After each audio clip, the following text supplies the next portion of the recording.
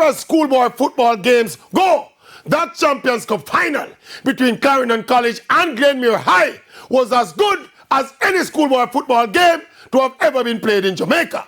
Not only did the game have quality, it had everything. The organization, the tactical awareness of both teams, the willingness and the ability to play structured football despite the occasion. Then there were the twists and the turns and the drama and the intrigue. And look, people tend to be sentimental when it comes to their particular era in schoolboy football. But the truth be told, 15 or 20 or even 30 years ago, we never saw teams putting down the football and passing and moving and interchanging the way we saw it in that game. The level of football IQ has definitely risen.